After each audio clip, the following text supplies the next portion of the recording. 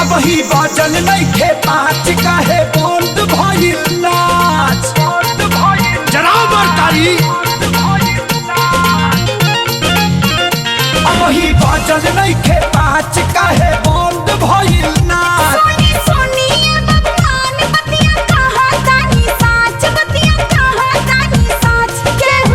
अरे पीछे मरले बिया कारे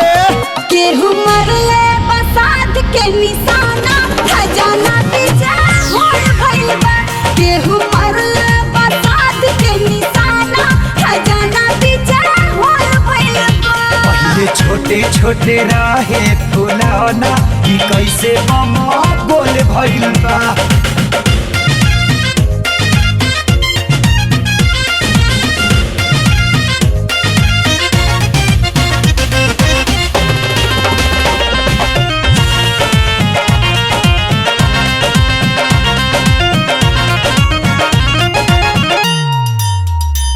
मन बता के पिया हमरा ढोली में पानी ना चलना जाना साहब अब होके ना परेशानी लहंगा उठा के नाचो कमर हिला के नाचो जबले ना होई बिहान हो ठुमका लगा के नाचो गरबा उड़ा के नाचो नाही तो चली जाई जान हो लेला झूम के तू अंगड़ाई तो महफिल के शान बढ़ाई कहिया टूटे फोड़ फोड़ पतिया कहिले हाथ जोड़ छुवे पानी अरे समाना फाटल मका छुवे पानी उठानी के ऐसे लागे की तरह होल भइल बा केहू मरले बसात के निशाना खजाना पीछे होल भइल बा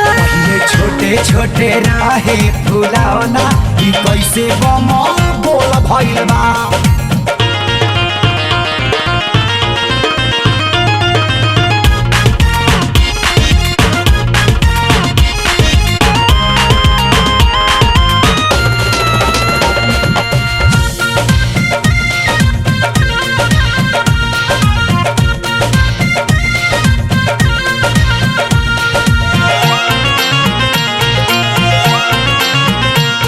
दामन में दाग लगवला रहना में आग लगवला करके ऐसन करगानी तू कवन मजा पावला गोली पितरिया ढुकी नाही निशाना चुकी नाचल जे करबू तू बांध हो इहे आदेश बाटे बतिया विशेष बाटे नाही नुकुर नइखे पसंद हो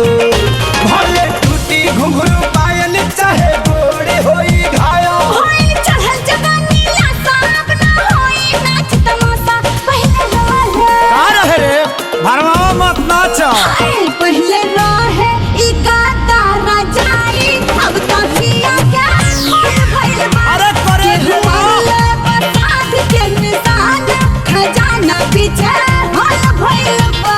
ये छोटे छोटे रहे फुलौना ई कैसे बमा बोल भइल बा